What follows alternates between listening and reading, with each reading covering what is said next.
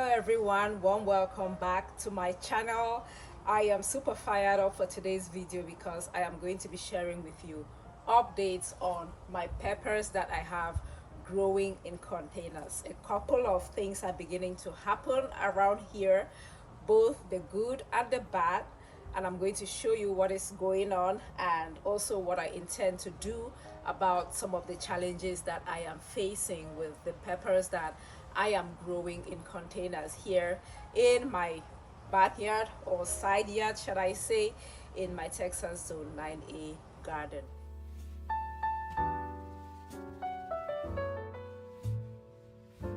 So I'm obsessed with peppers, right? And I like to grow rare exotic peppers. These Fatalii peppers are rare and exotic. They are of African origin, specifically Central African Republic. They are so beautiful, and they have this aroma. They are known for their aroma and their heat. I'm going to definitely say you should look for the seeds and grow them. I'm going to put a link where I got my seeds in the description box below, and you can check that out. What I have on the windowsill here in the orange container is Fatalii peppers. If you have not heard about Fatalii peppers, they are a super hot pepper. It's Capsicum chinense. So these have heat as well as aroma. I am growing them because of that aroma. They are originally from the Central African Republic, and again, yeah, I'm growing them for the aroma. They had a very high germination rate. So you see, I planted them on the 19th and today is the 22nd, so these are about a month old.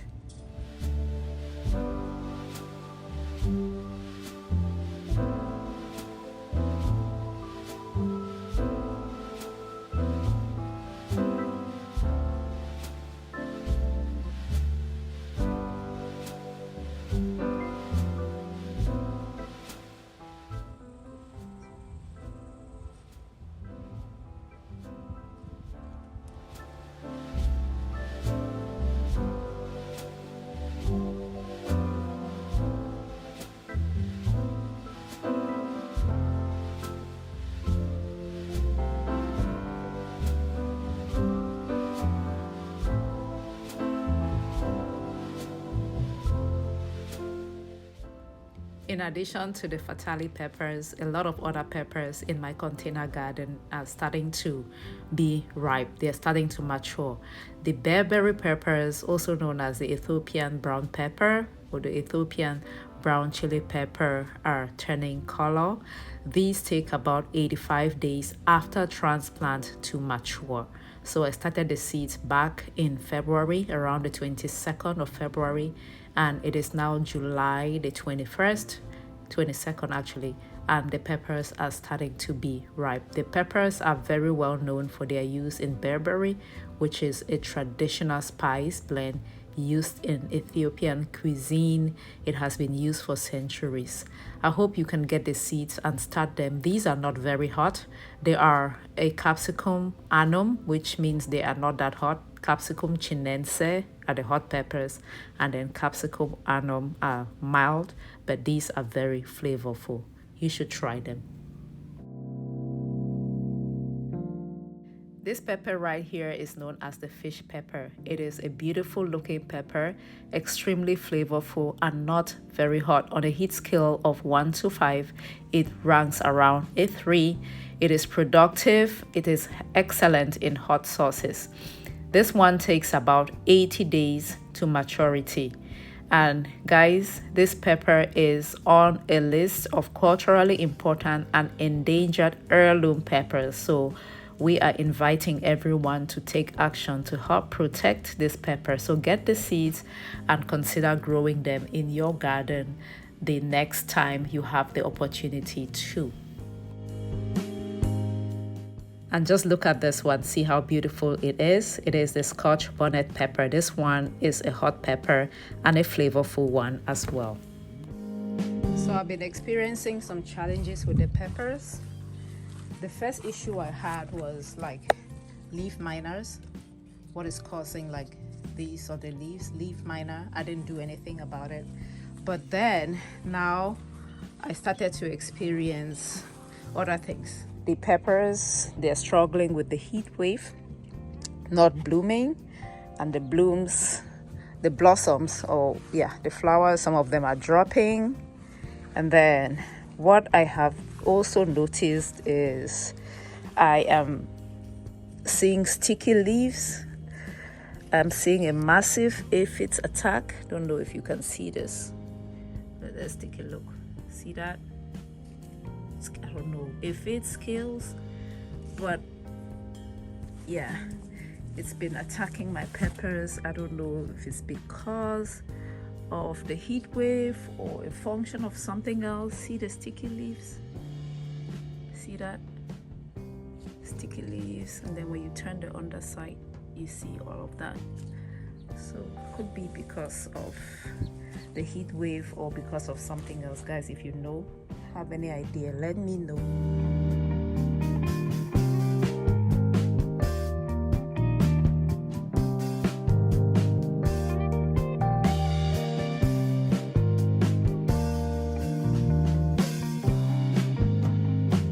Guys, I have used the blasting method and I don't think it's helping. Like when I water, I blast the leaves with water from the hose in hopes of naturally taking care of the scales or aphids, whatever that this is causing the leaves to really not be healthy.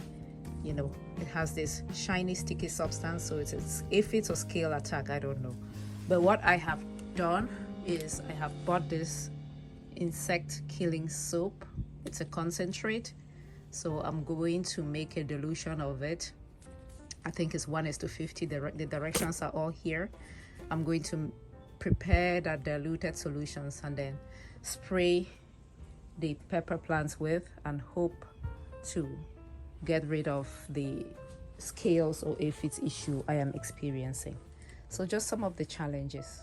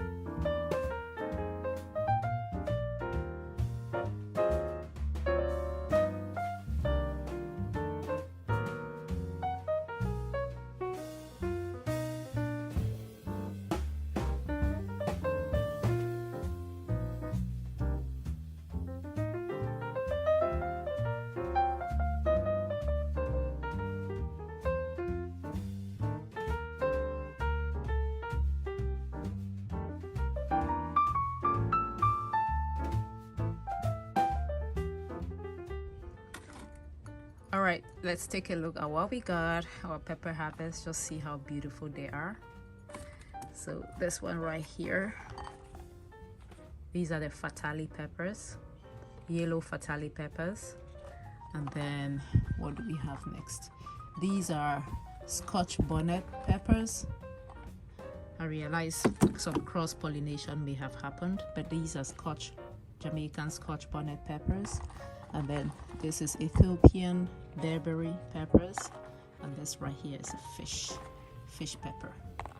I believe this is your regular habanero. That's our harvest for today.